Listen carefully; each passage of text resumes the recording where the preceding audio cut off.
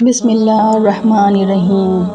شروع اللہ کے نام سے جو بڑا مہربان و نہایت رحم والا ہے۔ آج کا ہمارا بیان ہے حضرت آدم علیہ السلام کی زمین پر ابتدا۔ توبہ آدم علیہ السلام بشفاعت محمد مصطفیٰ صلی اللہ علیہ وآلہ وسلم کی قبول ہوئی۔ ایک روز جبرائیل علیہ السلام 60 ٹکڑے لوہے کے لے کر ان کے پاس آئے تاکہ ان کو آہن گری سکھلا دیں۔ حاجت آگ کی ہوئی، آواز آئی جبرائیل علیہ السلام آگ مالک دوزخ سے مانگ لے۔ جب انہوں نے لا کر آدم علیہ السلام کو دی، گرمی اور تپش سے ان کا ہاتھ جلا۔ آدم علیہ السلام نے آگ زمین پر رکھ دی، وہ آگ 7 طبق زمین کے چھید کر کے پھر دوزخ میں چلی گئی۔ پھر اسی طرح 7 بار آگ دوزخ سے لائے، پھر آگ دوزخ میں جا داخل ہوئی۔ جب جبرائیل علیہ السلام آگ لانے سے عاجز ہوئے تب حق تعالیٰ کا ارشاد ہوا۔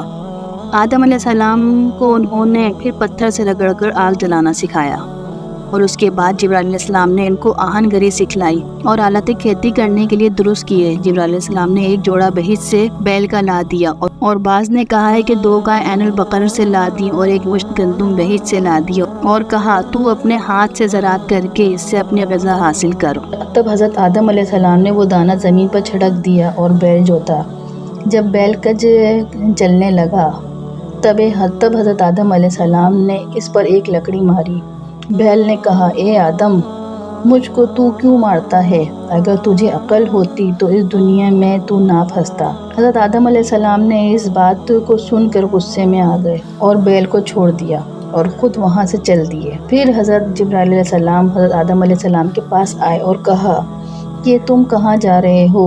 حضرت آدم علیہ السلام نے کہا، بیل نے مجھ سے سرزنش کی۔ حضرت آدم علیہ السلام نے فرمایا، جو شخص اللہ تعالیٰ کی نافرمانی کرے گا وہ رنج میں گرفتار رہے گا۔ اب تم کو رنج و عذاب برداشت کرنا ہے، تبھی نعمت کھاؤ گے۔ پھر حضرت آدم علیہ السلام نے دوسری بار بیل کو جوتنا شروع کیا، پھر بیل کجی کرنے لگا۔ پھر حضرت آدم علیہ السلام نے اس کے لکڑی ماری، تب بیل نے ڈور بسوئے آسمان کی طرف کی منہ کیا اور رویا۔ بس آدم علیہ السلام نے اس کو دق ہو کر چھوڑ دیا اور چلے گئے۔ پھر جبرائیل علیہ السلام تشریف لائے اور کہا کہ کہاں جاتے ہو؟ وہ بولے۔ بیل نے افسردہ ہو کر اللہ تعالیٰ کے دربار میں تذرع کیا۔ حضرت جبرائیل علیہ السلام نے کہا، اللہ تعالیٰ نے تم کو سلام کہا ہے اور فرمایا کہ تم نے بہشت میں ایسا کیا کیا تھا، اب اس وقت تمہیں پر اذیت ہوگی۔ اگر تم بیل پر سختی کرو گے تو پھر درست نہ ہوگا۔ تم جلد جاؤ اور اپنے کام میں مصروف رہو، میں بیلوں کی زبان پر مہر کر دوں گا تاکہ وہ بات نہ کر سکیں، تب اچھی طرح ان سے کام لو۔ پھر آدم علیہ السلام کھیتی میں مشغول ہو گئے۔ زمین پر گیہوں بکھیرا، وہ باڑ لایا اور پختہ ہوا، تب کاٹ لیا۔ یہ سب 7 گھڑی میں تیار ہو گیا۔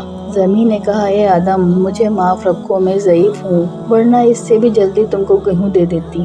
آدم علیہ السلام نے گیہوں کو مل کر صاف کر کے کھانا چاہا، تب جبرائیل علیہ السلام نے فرمایا، اول گیہوں کو پیس کر پانی کے ساتھ خمیر کر کے جب آنکھ پہ سیکو گے تب بی بی حوا نے ان سے تعلیم پا کر اپنے ہاتھ سے پیس کر ساتھ خمیر کر کے روٹی پکا کر آدم علیہ السلام کے سامنے رکھی۔ آدم علیہ السلام نے چاہا کہ کھائیں۔ جبرائیل علیہ السلام نے فرمایا، ذرا تعمیل کیجیے، آفتاب غروب ہونے دیجیے، آپ دونوں روزدار ہو۔ جب شام ہوئی، آدم علیہ السلام اور بی بی حوا نے ساتھ مل کر روٹی کھائی۔ پھر دوسرے روز جب اشتہا کھانے کی ہوئی تو آدم علیہ السلام نے دیکھا کہ ایک خال سیاہ سینے پر میرے نمودار ہے۔ جلدی بڑھ گیا، یہاں تک کہ ہفتے اندام ان کے سیاہ رنگ ہوئے، اور وہ ڈرے اور معلوم کیا کہ شاید مجھ پر دوسری ذلت آ گئی۔ حضرت جبرائیل علیہ السلام نے فرمایا، اے آدم، روزہ رکھ، آج کچھ مت کھا، تیرے بدن کی سیاہی مٹ جائے۔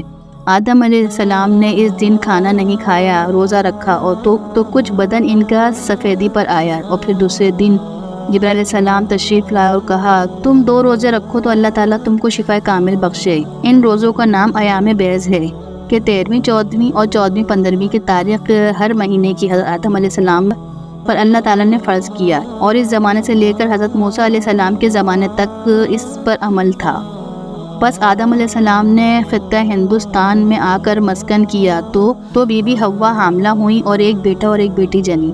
بیٹے کا نام قابل اور بیٹی کا نام اقلیمہ رکھا، وہ نہایت خوبصورت تھی۔ پھر بی بی حوا حاملہ ہوئیں اور ایک بیٹا اور ایک بیٹی جنی۔ بیٹے کا نام حابل اور بیٹی کا نام خازہ رکھا۔